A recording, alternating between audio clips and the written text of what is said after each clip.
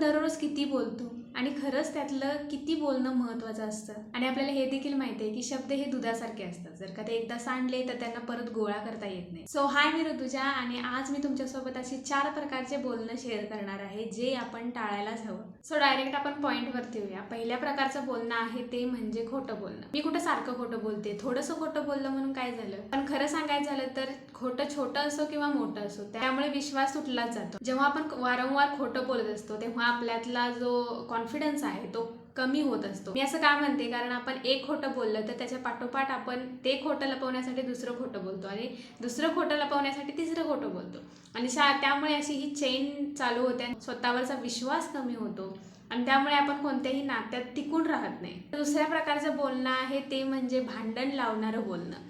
दुसऱ्यांमध्ये भांडण लावणारे जे बोलणं असतं, म्हणजे कधी कधी आपण इतरांच्याबद्दल गॉसिप करतो तेव्हा खूप छान मजा वाटते, पण त्यानंतर आपल्याला गिल्ट फील होते की अरे मी ह्या व्यक्तीला असं म्हणायला नको पाहिजे होतं आणि जे आम्ही बोललो त्या व्यक्तीबद्दल ते चुकीचं होतं, हे आपल्याला नंतर गिल्ट फील होतं.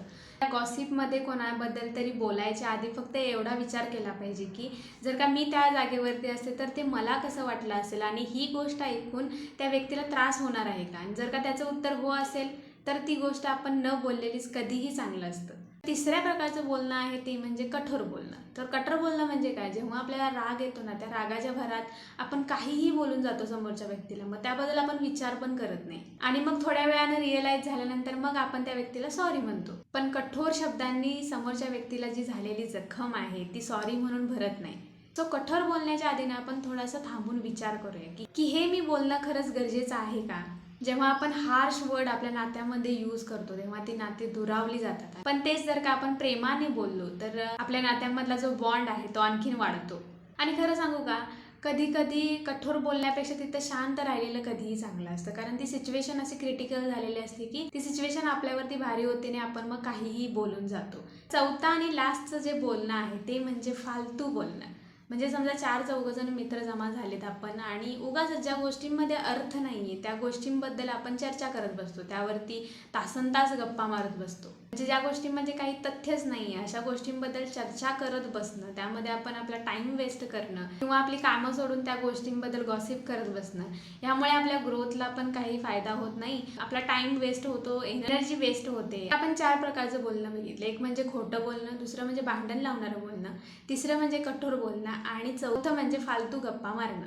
तर मग आता तुम्ही म्हणाल की असा कोणच व्यक्ती नाही जो खोटं बोलला नाही किंवा हे बाकीची जी बोलणे आहेत ती कुणीच केलेली नाही, असं कोणीच नाही आहे. आणि हे खरंच आहे, मीही त्याला काही अपवाद नाही आहे. माझ्याकडून सुद्धा ह्या गोष्टी कधी कधी झालेल्या आहेत. कधी नकळत कधी रागात आपण ह्या सगळ्या गोष्टी बोलून जातो. म्हणूनच आपल्या मनात ह्याबद्दल क्लॅरिटी असणं आणि जागरूकता असणं गरजेचं आहे, कारण आपण जसं बोलतो तसंच आपलं लाईफ घडत जाते आणि आपले जे शब्द आहेत ना ते नाती जोडूही शकतात आणि तोडूही शकतात.